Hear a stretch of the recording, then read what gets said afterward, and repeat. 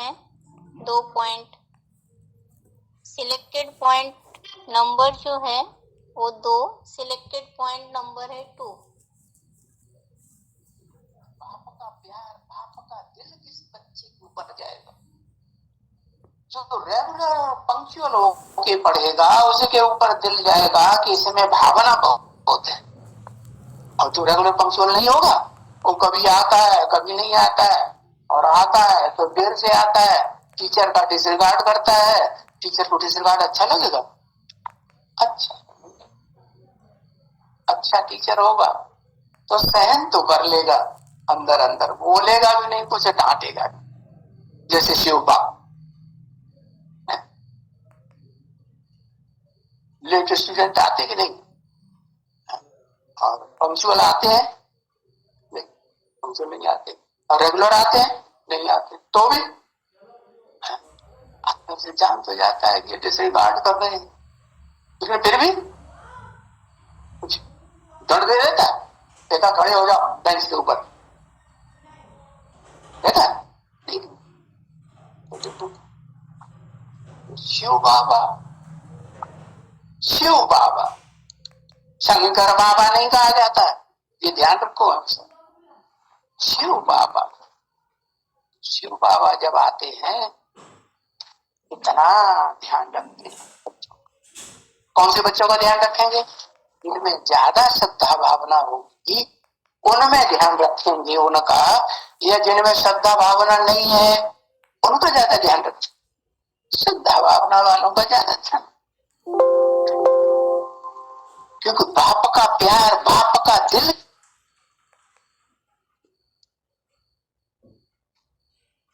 इस वीसीडी में बाबा ने ये बताया है कि जो रेगुलर और पंक्चुअल क्लास करते हैं तो उनमें भावना बहुत होते हैं। और बाबा ने आगे बताया है कि अगर सुप्रीम टीचर का डिसरिगार्ड करते हैं तो बाबा ने बताया कि अगर अच्छा टीचर होगा तो वो अंदर अंदर सहन कर लेगा। तो बोला जैसे शिव बाप जानते तो है कि बच्चे डिसरिगार्ड कर रहे हैं, फिर भी अंदर से सहन कर लेते हैं और बच्चों का ध्यान रखते हैं शिव बाबा हमेशा। तो कौन सी बच्चों का ध्यान रखता है? तो बताया जिनमें ज्यादा श्रद्धा भावना होती है उनका ध्यान रखते हैं। अब अगला सिलेक्टेड पॉइंट है, इसमें बाबा ने ये बताया है कि एक पंथ 10 कार्य, मतलब एक शिव बाबा के पास आने से कितने प्रकार की फायदा होती है वो बाबा ने बताया। सिलेक्टेड पॉइंट नंबर है 3, सिलेक्टेड पॉइंट नंबर है 3।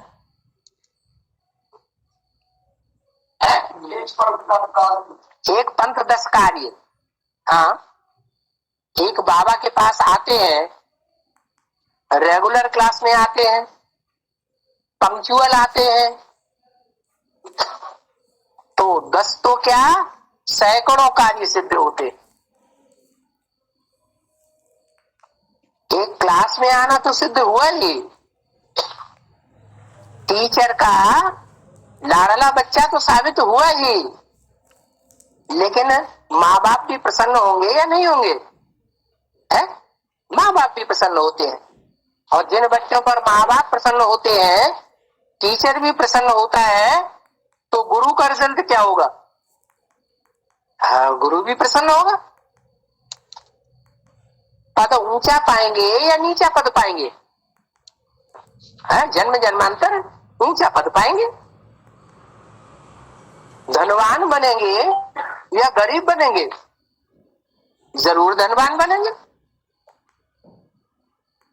और जब पंक्चुअल है, रेगुलर है क्लास में, तो अच्छे योगी बनेंगे या साधारण योगी बनेंगे? अच्छे योगी बनेंगे। अच्छे योगी बनेंगे तो जन्म जन्मांतर जो स्वास्थ्य मिलेगा, शरीर की सेहत मिलेगी, वो अच्छी से अच्छी मिलेगी, या बीमार बीमार दुखी रोगी रहेंगे?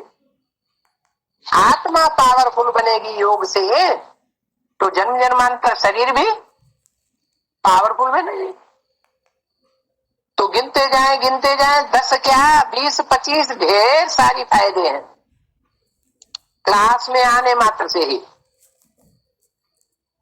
संघ का रंग लगेगा कि नहीं ब्राह्मणों का? वो भी लगेगा।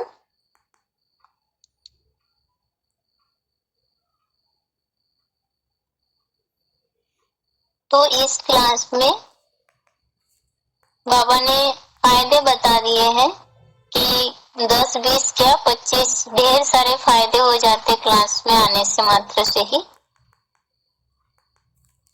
अब आगे देखते हैं।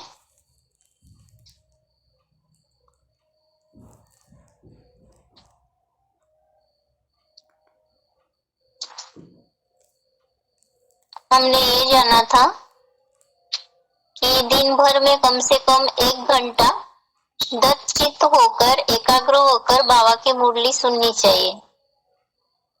अब अगला टॉपिक है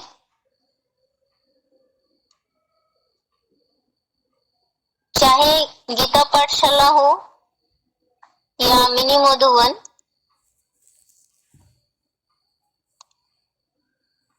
क्लास जब हम अटेंड करते हैं तो रजिस्टर में साइन जरूर करना है। चाहे गीता पाठशाला हो या मिनी मधुवन, जब क्लास अटेंड करते हैं तो रजिस्टर में साइन करना चाहिए। अब इसके लिए बाबा का डायरेक्ट महावाक्य है। बाबा ने बताया है इन साइन रजिस्टर का बहुत महत्व है। धर्मराज ऐसे ही सजा नहीं देंगे, प्रूफ दिखाकर सजा देंगे। डायरेक्ट महावाक्य है इन साइन रजिस्टर का बहुत महत्व है। धर्मराज ऐसे ही सजा नहीं देंगे, प्रूफ दिखाकर सजा देंगे। है ना, हमने क्लास किया नहीं किया तो बाबा ने बताया साइन रजिस्टर में साइन जरूर होना है और सजा देंगे तो प्रूफ दिखा कर देंगे, तो रजिस्टर में प्रूफ मिलती है। इस प्रसंग में और एक मुरली पॉइंट है। मुरली तारीख 27 मार्च 69, मुरली तारीख है 27 मार्च 1969। रजिस्टर से सारे चाल चलन का मालूम पड़ जाता है, रेगुलर पढ़ते हैं व नहीं। रजिस्टर से सभी पता पड़ता है। कोई तो झूठ भी बोल देते। बाप कहते हैं सच बताओ व ना बताओ, तुम्हारा ही रजिस्टर खराब होता है। फिर से, रजिस्टर से सारे चाल चलन का मालूम पड़ जाता है, रेगुलर पढ़ते हैं व नहीं। रजिस्टर से सभी पता पड़ता है। कई तो झूठ भी बोल देते। बाप कहते हैं सच बताओ व ना बताओ, तुम्हारा ही रजिस्टर खराब होता है। है ना, इस पॉइंट में सार यही है कि रजिस्टर से सारा पता पड़ जाता है। तो बाबा ने आगे बताया ना, चाल चलन का पता कैसे पता चलता है? रजिस्टर से। अब कोई रेगुलर पढ़ते हैं नहीं पढ़ते हैं तो वो सब रजिस्टर से मालूम पड़ता है। तो बाबा ने बताया अगर कोई झूठ भी बोलते हैं तो जो झूठ बोलेंगे उनका अपना ही रजिस्टर खराब होगा। ये तो साइन रजिस्टर के संबंध में बात है। अब आगे क्लास में बैठकर आपस में बात करना, फोन में बात करना, फोन में गेम खेलना, मैसेज लेन देन करना, ऐसे करने से सुप्रीम टीचर का डिस्रिगार्ड होता है। फुसफुसाहट की आवाज या तो मैसेज नोटिफिकेशन की आवाज दूसरों तक पहुंचती है तो उसकी एकाग्रता भंग होती है। इससे भी हमारे ऊपर बोझा चढ़ता है। कोई माताएं पायल पहनकर क्लास में आती है। पायल की छम छम की आवाज से दूसरों का संकल्प चलता है, एकाग्रता भंग होती है, वाइब्रेशन बिगड़ता है, इससे भी बोझा चढ़ता है।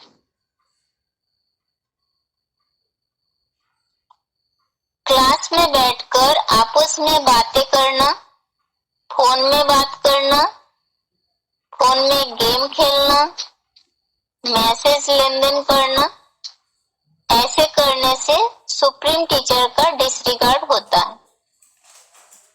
फुसफुसाहट की आवाज या तो मैसेज नोटिफिकेशन की आवाज दूसरों तक पहुंचती है तो उसकी एकाग्रता भंग होती है, इससे भी हमारे ऊपर बोझा चढ़ता है। कोई माताएं पायल पहनकर क्लास में आती है। पायल की छमछम की आवाज से दूसरों का संकल्प चलता है, एकाग्रता भंग होती है, वाइब्रेशन बिगड़ता है, इससे भी बोझा चढ़ता है।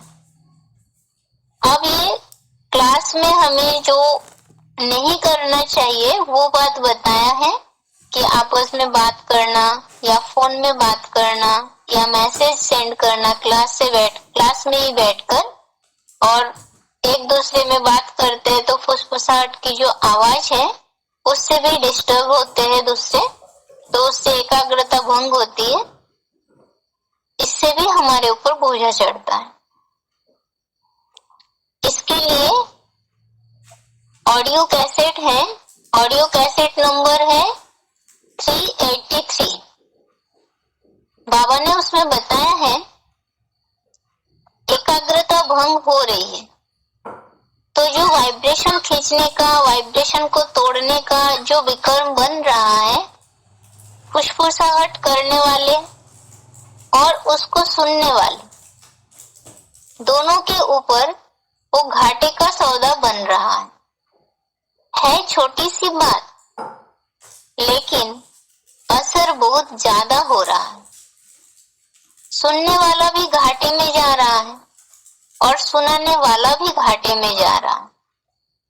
एक बार करता है, 2 बार ऐसा करता है, बार बार ऐसा करता है, रोज रोज ऐसा करता रहता है, तो वो जो घाटा का हिस्सा बन रहा है वो रोज रोज का बढ़ता बढ़ते अंत में कितना हो जाएगा? माला का दाना नीचे उतरता जाएगा या ऊपर चढ़ता जाएगा, नीचे उतरता जाएगा। अंत में जब रिजल्ट निकलेगा तो कहेंगे हम तो रात को 2 बजे उठ कर पुरुषार्थ किया, हम तो 1 बजे से उठते थे, दूसरों को भी उठाते थे, हमारा ये पद क्यों बन गया?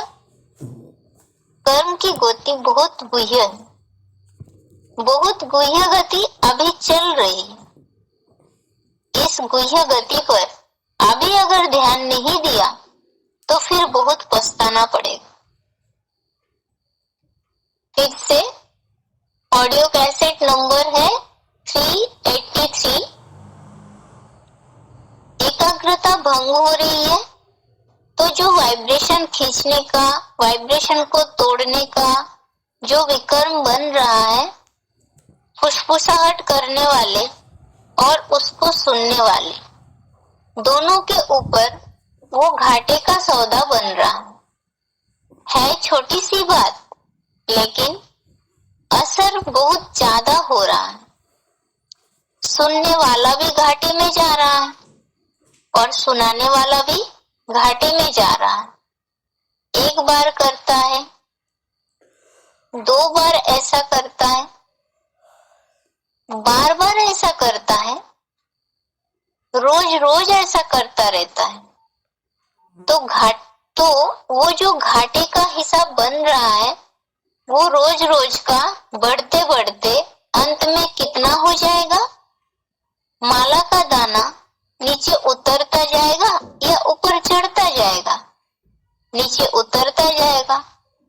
अंत में जब रिजल्ट निकलेगा तो कहें कहेंगे, हम तो रात के 2 बजे उठ कर पुरुषार्थ किया, हम तो 1 बजे उठते थे, दूसरों को भी उठाते थे, तो हमारा ये पद क्यों बन गया? कर्मों की बहुत गुह्य गति अभी चल रही है। इस गुह्य गति पर अभी अगर ध्यान नहीं दिया तो फिर बहुत पछताना पड़ेगा। तो बाबा ने इसमें बताया है तो बात बहुत छोटी सी, पर बाबा ने कहा जैसे क्लास में बैठ के अगर बातें करते हैं और बात की आवाज दूसरे तक पहुंचते हैं तो फिर जो सुन रहे हैं और जो सुना रहे हैं तो दोनों ही घाटे में जा रहे हैं। तो बाबा ने उदाहरण दिया है कि ये कर्म की गति बहुत गहन है, मना पुरुषार्थ करने के बावजूद भी फिर यहाँ खाता खाली हो जाती है। तो ही बताया कि गुह्य गति पर ध्यान देना है, अगर नहीं दिया तो फिर आगे पछताना पड़ेगा। तो बाबा ने इसमें अलर्ट होने के लिए बताया। आगे है, एक बार क्लास में बैठने के बाद बार बार आना जाना करना, यह भी दूसरों को डिस्टर्ब करना हुआ। दुनियावी स्कूल में कायदे कानून बहुत कड़क होते हैं। यदि कायदे कानून फॉलो नहीं करते हैं तो स्कूल से निकाल दिया जाता है। टीचर का डिसरिगार्ड करने वालों को कड़ा दंड दिया जाता है। यह तो सुप्रीम टीचर आया हुआ है, फिर भी उनकी कोई वैल्यू ही नहीं। बाबा परिस्थिति के प्रभाव से परे रहते हैं, लेकिन बच्चे नंबरवार बहिर्मुखी होने के कारण वातावरण व परिस्थिति के प्रभाव में आ जाते हैं। थोड़ी थोड़ी आवाज, छोटी छोटी हलचल से प्रभावित हो जाते हैं। एकाग्रता भंग हो जाती है। इसलिए चाहे मधुबन हो, चाहे गीता पाठशाला, उपरोक्त छोटी छोटी बातों का ध्यान देना है तो अच्छा है। फिर से, एक बार क्लास में बैठने के बाद बार बार आना जाना करना, यह भी दूसरों को डिस्टर्ब करना हुआ। दुनियावी स्कूल में कायदे कानून बहुत कड़क होते हैं। यदि कायदे कानून फॉलो नहीं करते हैं तो स्कूल से निकाल दिया जाता है। टीचर का डिसरिगार्ड करने वालों को कड़ा दंड दिया जाता है। यहाँ तो सुप्रीम टीचर आया हुआ है, फिर भी उनकी कोई वैल्यू ही नहीं। बाबा परिस्थिति के प्रभाव से परे रहते हैं, लेकिन हम बच्चे नंबरवार बहिर्मुखी होने के कारण वातावरण व परिस्थिति के प्रभाव में आ जाते हैं। थोड़ी थोड़ी आवाज, छोटी छोटी हलचल से प्रभावित हो जाते हैं। एकाग्रता भंग हो जाती है। इसलिए चाहे मधुबन हो, चाहे गीता पाठशाला, उपरोक्त छोटी छोटी बातों का ध्यान देना है। अभी उपरोक्त मतलब आगे जो बताया था कि क्लास में बातें करना या फुसफुसाहट की आवाज से मैसेज लेन देन करने से, ये सब, और साथ साथ एक बार बैठने के बाद फिर बार बार आना जाना करना, ये भी बताया है, डिस्टर्ब होते हैं सब। और बाबा का उदाहरण दिया है कि बाबा तो परिस्थिति से परे हैं, पर बच्चे जो है वो बहिर्मुखी हैं। इसलिए कोई एकाग्र होकर प्रैक्टिस कर रहे हैं, याद कर रहे हैं, और छोटी छोटी बातों में या हलचल से प्रभावित हो जाते हैं। अब इस प्रसंग में अव्यक्तवाणी में पॉइंट है। अव्यक्तवाणी का तारीख है 31 दिसंबर 1970। अव्यक्तवाणी का तारीख है 31 दिसंबर 1970।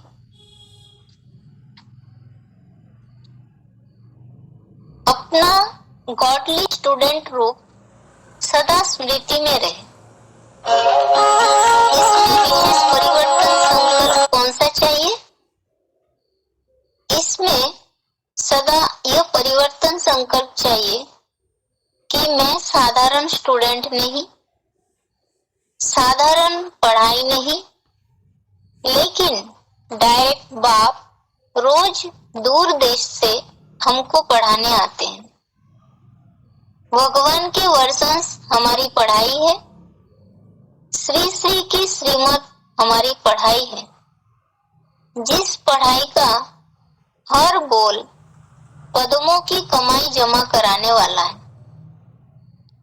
मेरे लिए बाप टीचर बनकर आए हैं। मैं स्पेशल लाडला स्टूडेंट हूँ, इसलिए मेरे लिए आए हैं। कहाँ से आए हैं, कौन आए हैं और क्या पढ़ा रहे हैं, यही परिवर्तन श्रेष्ठ संकल्प रोज क्लास के समय धारण कर पढ़ाई करो। अव्यक्तवाणी का पॉइंट है 31/12/70। अपना गॉडली स्टूडेंट रूप सदा स्मृति में रहे। इसमें विशेष परिवर्तन संकल्प कौन सा चाहिए? इसमें सदा यह परिवर्तन संकल्प चाहिए कि मैं साधारण स्टूडेंट नहीं, साधारण पढ़ाई नहीं, लेकिन डायरेक्ट बाप रोज दूर देश से हमको पढ़ाने आते हैं। भगवान के वर्षंस हमारी पढ़ाई है, श्री श्री की श्रीमत हमारी पढ़ाई है, जिस पढ़ाई का हर बोल पदमों की कमाई जमा कराने वाला है। मैं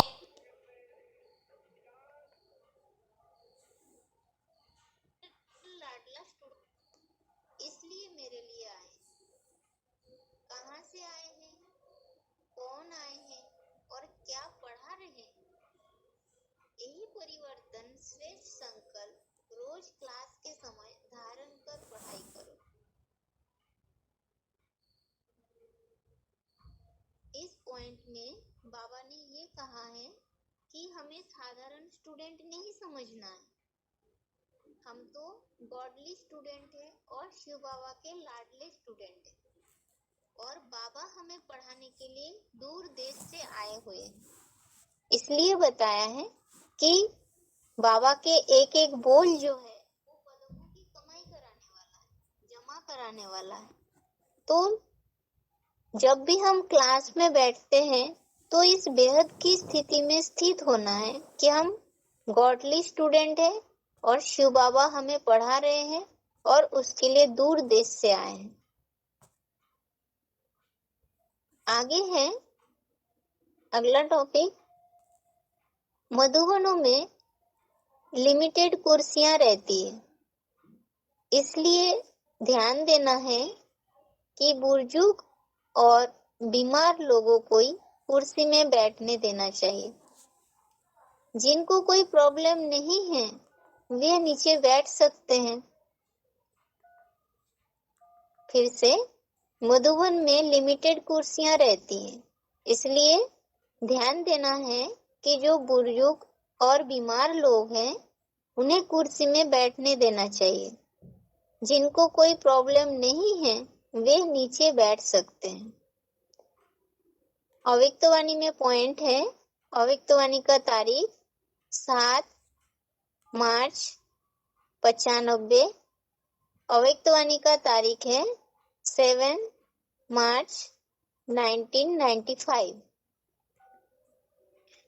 जो सहयोगी होते हैं, सहयोग देते हैं, उसको सहयोग मिलता भी है। इच्छा न होते हुए भी चारों ओर से सहयोग देने वाले को सहयोग मिलता है। फिर से, जो सहयोगी होते हैं, सहयोग देते हैं, उसको सहयोग मिलता भी है। इच्छा न होते हुए भी चारों ओर से सहयोग देने वाले को सहयोग मिलता है। तो इसमें ही बताया है कि ये ध्यान देने की बात है, जिन्हें प्रॉब्लम है और बुजुर्ग है, बीमार है, नीचे नहीं बैठ सकते हैं, तो उन्हें कुर्सी में बैठने देना है, और जो एडजस्ट करके नीचे बैठ सकते हैं तो वो नीचे बैठें। तो उसके लिए अव्यक्तवाणी का पॉइंट है कि अगर हम सहयोग देंगे तो फिर हमें सहयोग मिलेगा। आगे है, आप गीता पाठशाला में क्लास कर रहे हैं या फिर मधुबन में, लेकिन क्लास खत्म होने के बाद आपस में भाई माताएं बैठकर ज्ञान के डिस्कशन का बहाना बनाकर आपस में लंबी लंबी बातें करना, कुछ सर्विस समाचार, कुछ इधर उधर के संसारी समाचारों का लेन देन करना उचित नहीं है। इससे करप्शन फैल सकता है। आप गीता पाठशाला में क्लास कर रही हो या मधुबन में, लेकिन क्लास खत्म होने के बाद आपस में भाई माताएं बैठकर ज्ञान के डिस्कशन का बहाना बनाकर आपस में लंबी लंबी बातें करना, कुछ सर्विस समाचार, कुछ इधर उधर के संसारी समाचारों का लेन देन करना उचित नहीं है। इससे करप्शन फैल सकता है। अब इस प्रसंग में अव्यक्तवाणी का पॉइंट है। अव्यक्तवाणी का तारीख है 31 मार्च 90। अव्यक्तवाणी का तारीख है 31 मार्च 90। ब्राह्मण जीवन की मर्यादाएं पसंद है या मुश्किल लगती है? जो भी मर्यादाएं हैं उससे देखो इसमें फायदा क्या है। अगर फायदा सामने आएगा तो मुश्किल नहीं लगेगी। इसलिए ये मर्यादाएं भी बाप का प्यार है, क्योंकि इसमें चलने से शक्ति आती है, सेफ रहते हो और खुशी होती है। फिर से, ब्राह्मण जीवन की मर्यादाएं पसंद है या मुश्किल लगती है? जो भी मर्यादाएं हैं उससे देखो इसमें फायदा क्या है। अगर फायदा सामने आएगा तो मुश्किल नहीं लगेगी।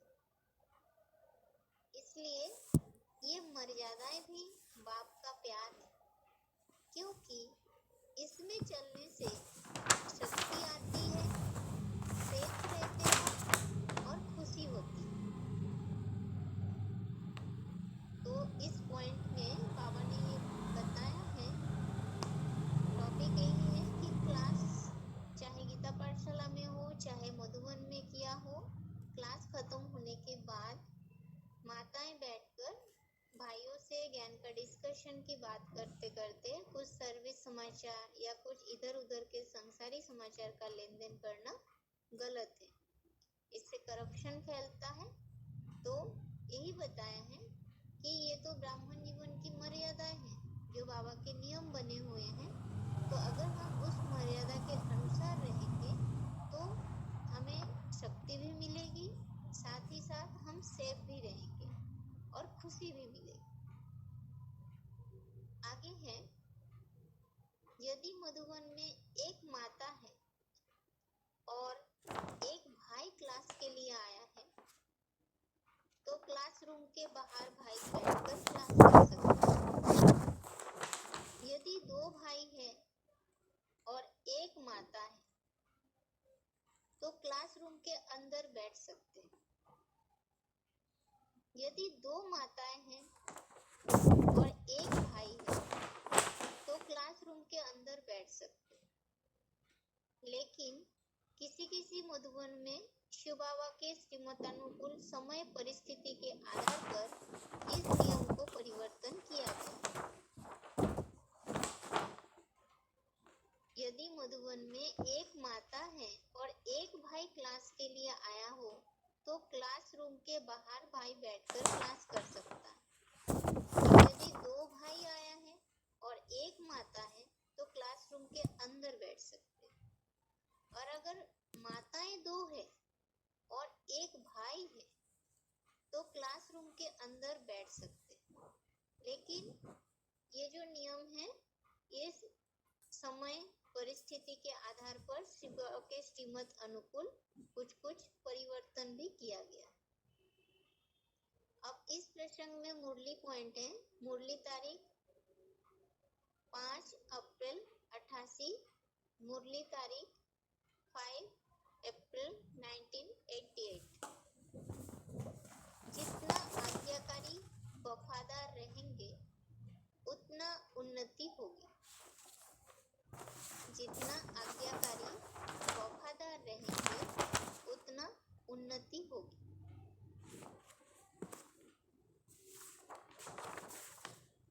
आगे है, यदि बांधेली माताएं गीता पाठशाला या मधुबन में नहीं आ पाती है और ऑनलाइन क्लास की भी सुविधा नहीं है, तो आजकल सस्ते आईपैड जैसे साधन आने लगे हैं जिनमें ढेर मुरलियां एक साथ भर जाती है।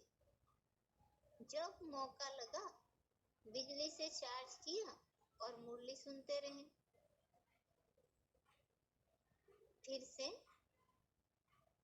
यदि बांधेली माताएं गीता पाठशाला या मधुबन में नहीं आ पाती है और ऑनलाइन क्लास की भी सुविधा नहीं है, तो आजकल सस्ते आईपैड जैसे साधन आने लगे जिनमें ढेर मुरलियां एक साथ भर जाती।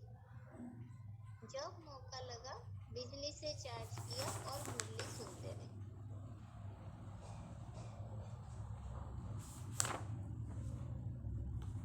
इस प्रसंग में मुरली में एक पॉइंट है। मुरली तारीख है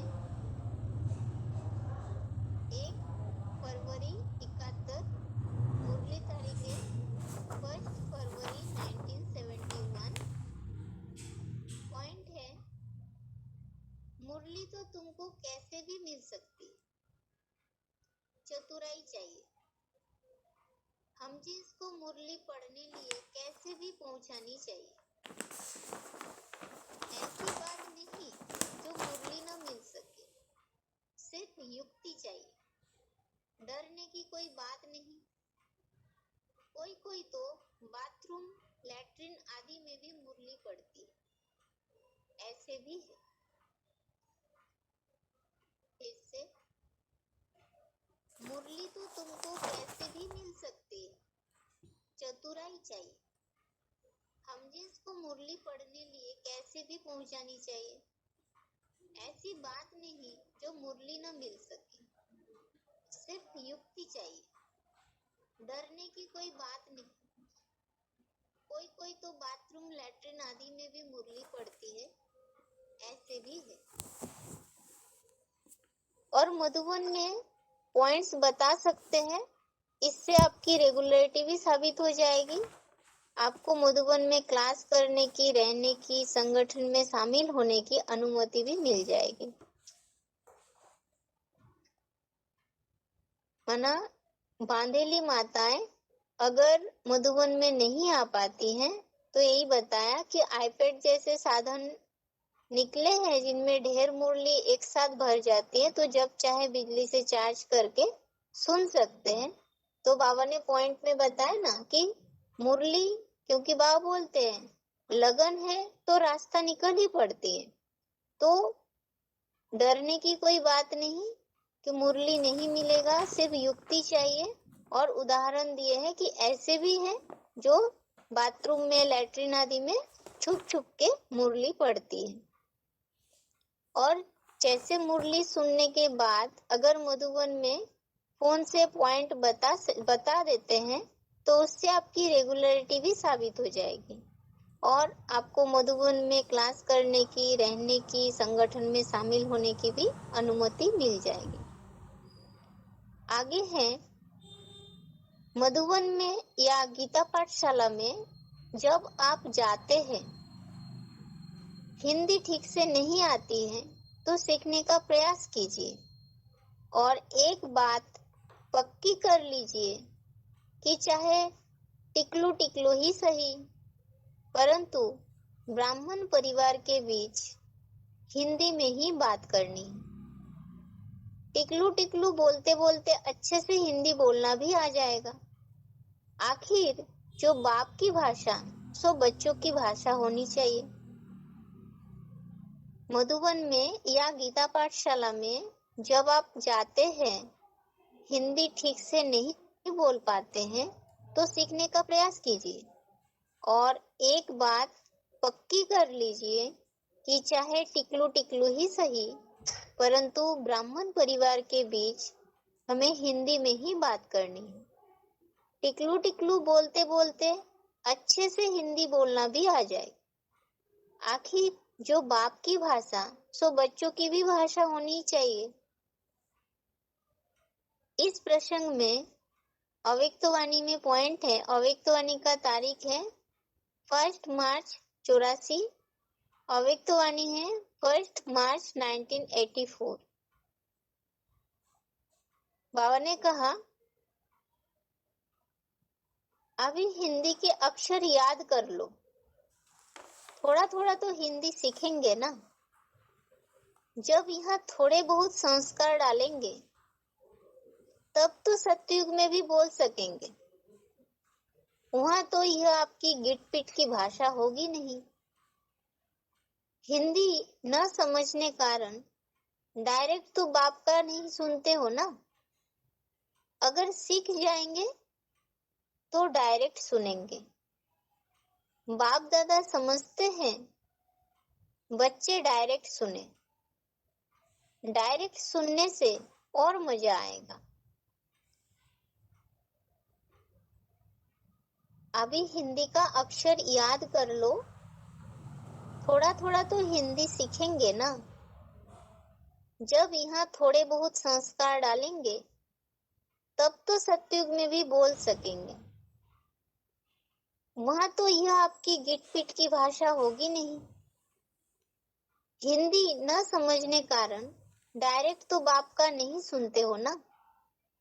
अगर सीख जाएंगे तो डायरेक्ट सुनेंगे। बाप दादा समझते हैं, बच्चे डायरेक्ट सुने। डायरेक्ट सुनने से और मजा आएगा। तो ये भाषा के लिए बताया है कि जिन्हें हिंदी नहीं बोलना आता है वो भी बाबा के घर में जब आते हैं, संगठन में एकत्रित होते हैं, तो ये लक्ष्य रखें कि हमें हिंदी बोलना आना है। तो डायरेक्ट बाबा से सुनना है, बाबा से सीखना है, तो उसके लिए हिंदी जरूरी है। धीरे धीरे बोलते बोलते आ ही जाएगा। आगे है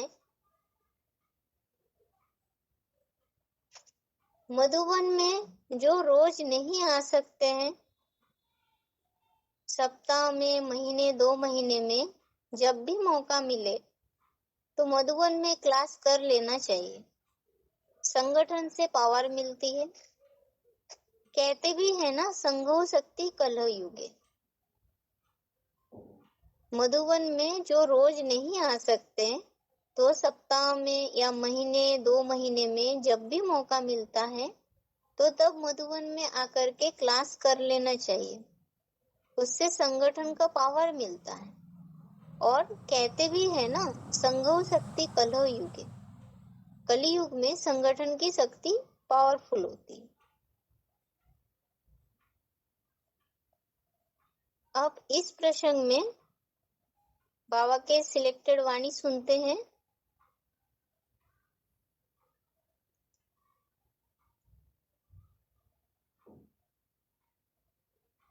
सिलेक्टेड पॉइंट नंबर है 8। सिलेक्टेड पॉइंट नंबर है 8।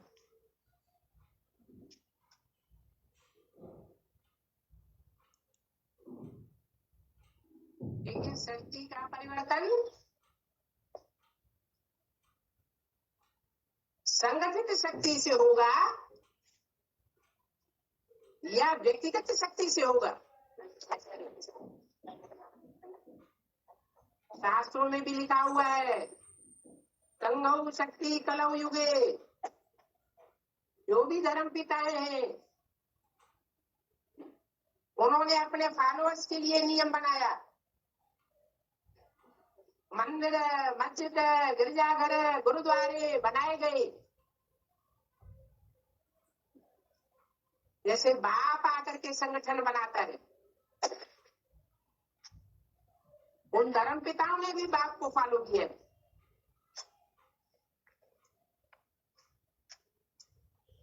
तो सब मंदिर, मस्जिद, गिरजाघर में इकट्ठे जाकर होते हैं। मुसलमानों की संगठित पावर तो इतना काम करती है कि द्वापर के आदि से लेकर के लगभग कलयुग के अंत तक भी सारी दुनिया के बड़े से बड़े क्षेत्र पर उन्होंने राज्य कर लिया।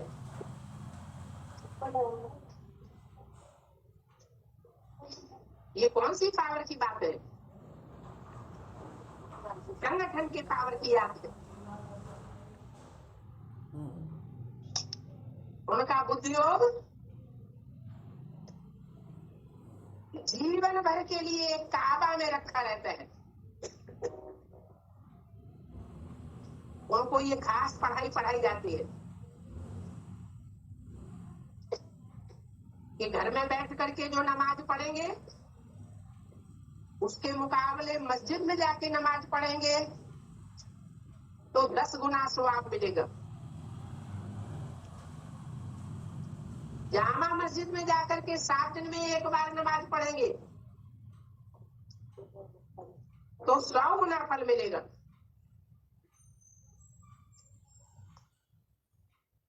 और अजमेर शरीफ में जाकर के नमाज पढ़ेंगे तो 1000 गुना फल मिलेगा। और काबा में जाकर के नमाज पढ़ेंगे तो लाखों लाख गुना फल मिलेगा। तो सबके अंदर ये हसर रहता है, हसरत भरी रहती है कि हम अपने जीवन में एक बार हज की यात्रा करके काबा का दर्शन जरूर करेंगे। प्रिय बुद्धियों की एकाग्रता उनके संगठन में इतनी पावर भर देती है कि वो दुनिया के बड़े से बड़े हिस्से पर राज्य करने के अधिकारी बन जाते। यहाँ भी बाप कहते हैं कि बच्चे मेरी दाढ़ी की लाज रखो। मैं टीचर बन करके आता हूँ लेकिन साधारण रूप में आता हूँ।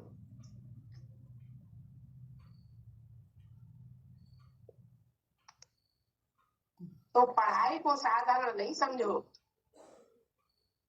ये ऊंच से ऊंच पढ़ाई है। और ऊंच से ऊंच बाप आकर के ये पढ़ाई पढ़ाते हैं ऊंच से ऊंच देवता बनाने के लिए। असुर से देवता बनना कोई कम बात नहीं है।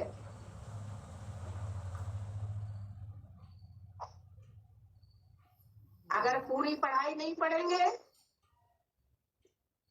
तो पद भी पूरा नहीं पाएंगे। पूरी रीत पढ़ेंगे तो एकदम नई दुनिया में जाएंगे।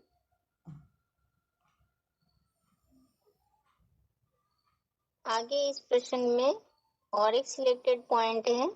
सिलेक्टेड पॉइंट नंबर है 9।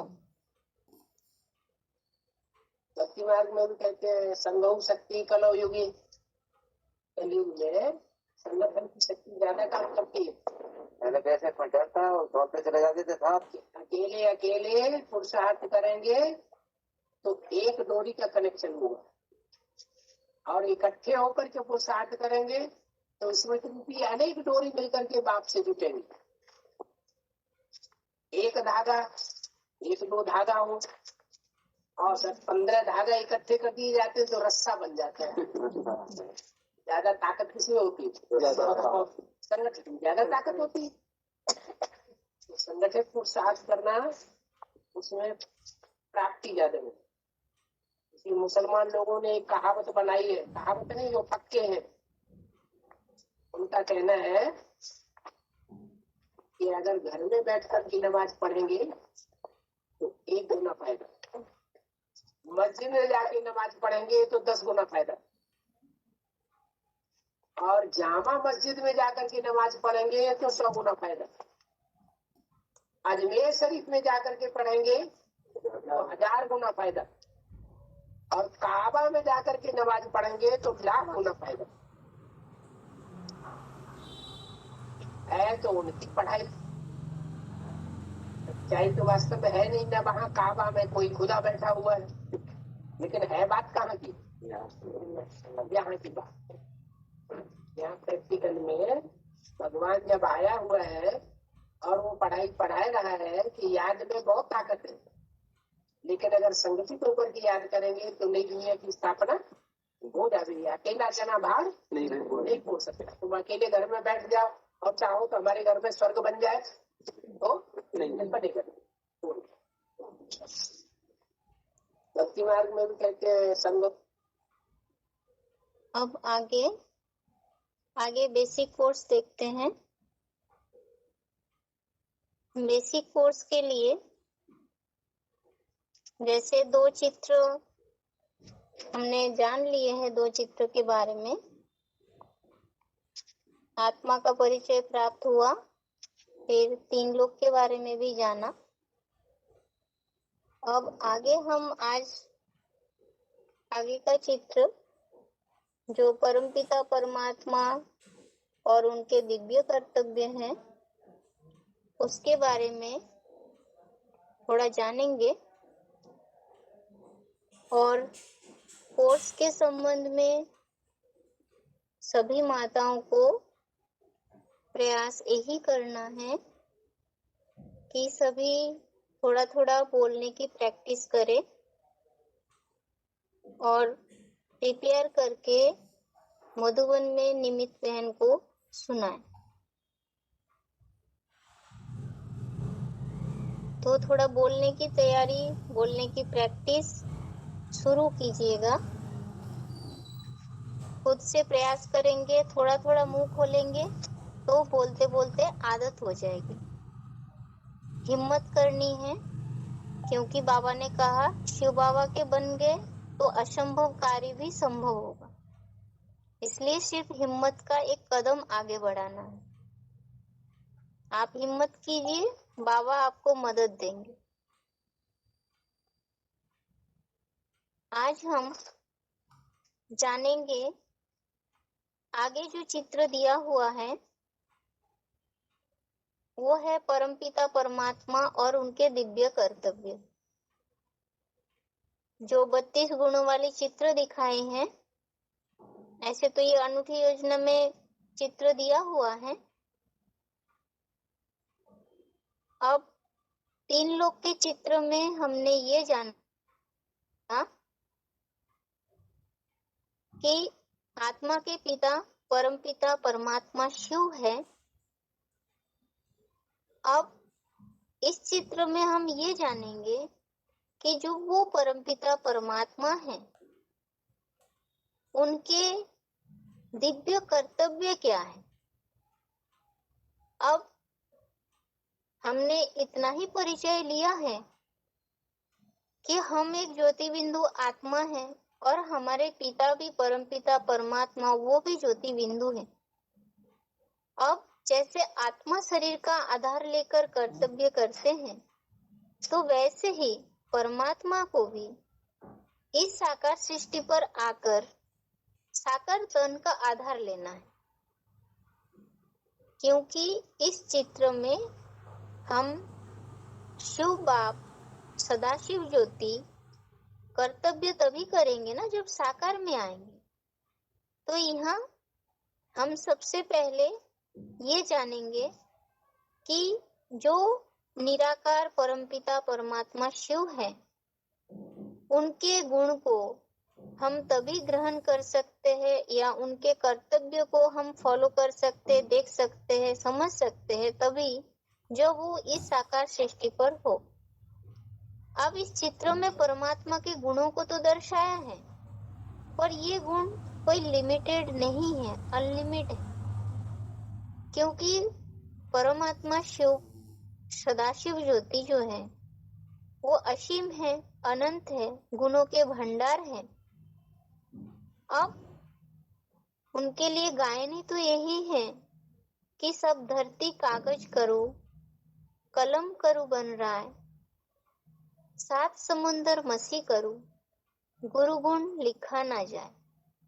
तो ये परमपिता परमात्मा शिव जब साकार सृष्टि पर आते हैं, उनके गुणों का वर्णन कोई लिख के कर नहीं सकते। अब वो परमपिता परमात्मा शिव इस साकार सृष्टि पे जब आके पाठ बजाते हैं, तो वो स्वयं ही आकर स्वयं का परिचय देते हैं कि मैं प्रवेश करने योग्य हूँ। किसी तन में प्रवेश करते हैं, प्रवेश करके पाठ बजाते हैं। गीता में भी कहा है ना, प्रवेश तुम च परंतप, प्रवेश करने योग्य है, प्रवेश करते हैं। और गीता में ये भी कहा है कि स्वयं ही आकर स्वयं का परिचय देते हैं। अब स्वयं का परिचय ये दिया है कि जैसे आत्मा जन्म मरण के चक्र में आते हैं, तो परमात्मा जन्म मरण से न्यारे हैं। इसलिए गीता में कहा है कि वो अजन्मा है। अब अजन्मा है, जब वो अजन्मा सदाशिव ज्योति किसी साकार में प्रवेश करे, प्रवेश करने के बाद ही उनके दिव्य कर्तव्य को हम देख सकते हैं। अब यहाँ पर चित्र में त्रिदेव को दिखाए हैं, यानी वो जो सदाशिव ज्योति है वो इस सृष्टि पर जब आते हैं तो त्रिदेवों के द्वारा कर्तव्य करते हैं। ब्रह्मा, विष्णु और महेश को दिखाया है। तो ब्रह्मा जो है, ब्रह्मा के द्वारा स्थापना का कर्तव्य, शंकर के द्वारा विनाश का कर्तव्य और विष्णु के द्वारा पालना का कर्तव्य करते हैं। अब ये जो तीनों कर्तव्य त्रिदेव के द्वारा शिव बाप आकर के करते हैं, तो शिव बाप किसी न किसी में तो प्रवेश करेंगे ही ना। अब यहाँ पर एक तरफ ब्रह्मा, दूसरे तरफ जो शंकर को दिखाया है, तो यही रामकृष्ण की आत्मा है जिन्हें दुनिया में जास्ती मान्यता है। यही ब्रह्मा शंकर है, यही मात पिता है, यही आदम ईव, आदम हवा, आदिदेव आदि देवी, हर धर्म में इनकी मान्यता है। तो शिव बाप आके ये जो ब्रह्मा को दिखाया गया, तो ब्रह्मा के द्वारा माँ का सहनशीलता का पाठ बजाते हैं, और दूसरी ओर जो शंकर दिखाएंगे तो उनमें प्रवेश करके पिता के रूप में स्ट्रिक्ट पाठ बजाते हैं। अब ब्रह्मा के द्वारा स्थापना का कर्तव्य और शंकर के द्वारा विनाश का कर्तव्य। तो स्थापना जब होता है तो उस स्थापना में 2 तरह के ब्राह्मणों की पैदाइश होती है। रावण, कुंभकर्ण जैसे आसुरी स्वभाव वाले, और वशिष्ठ, विश्वामित्र जैसे दैवी ब्राह्मण, दैवी स्वभाव वाले। तो जो आसुरी स्वभाव वाले ब्राह्मण हैं, उन्हों का विनाश शंकर के द्वारा होता है, और जब दैवी ब्राह्मण बचते हैं, उन्हों की पालना विष्णु के द्वारा होती है। तो ये तीनों कर्तव्य शिव बाप इस साकार सृष्टि पर आकर के करते हैं। अब शंकर के द्वारा विनाश का कर्तव्य करते हैं, तो जब से शिव बाप इस सृष्टि पर आए हैं, तब से ही विनाश के जो सामग्री है, एटम बमों का निर्माण शुरू हो जाता है, और उन्हीं के द्वारा ही विनाश होता है। और शंकर को ही रुद्र अवतार भी कहा गया है। अब असुरों का विनाश, आसुरी संप्रदाय का विनाश, पुरानी परंपराओं का विनाश, ये सब शंकर के द्वारा ही होता है। अब ब्रह्मा द्वारा स्थापना, शंकर के द्वारा कुपरंपरा, कुरीति, पुरानी मान्यताओं की विनाश, और विष्णु के द्वारा पालना दैवी ब्राह्मणों की। तो ये तीनों कर्तव्य करते हैं। अब चित्र में तो उनके गुण दिखाए गए हैं। अब ये जो गुण हैं ये कोई निराकार के नहीं है। ये जब वो निर्गुण निराकार साकार तन का आधार लेते हैं तब हम उनके इन गुणों को देख सकते हैं। अब आगे कल फिर आगे का कंटिन्यू करेंगे। आज समय हो गया है। आज के लिए ओम शांति। ओम शांति। शनिवार को हम क्लास के ऊपर समझे थे, रेगुलर और पंक्चुअल क्लास के ऊपर। तो अभी रेगुलर और पंक्चुअल क्लास के लिए बाबा के कुछ सिलेक्टेड पॉइंट देखते हैं। 2 पॉइंट सिलेक्टेड पॉइंट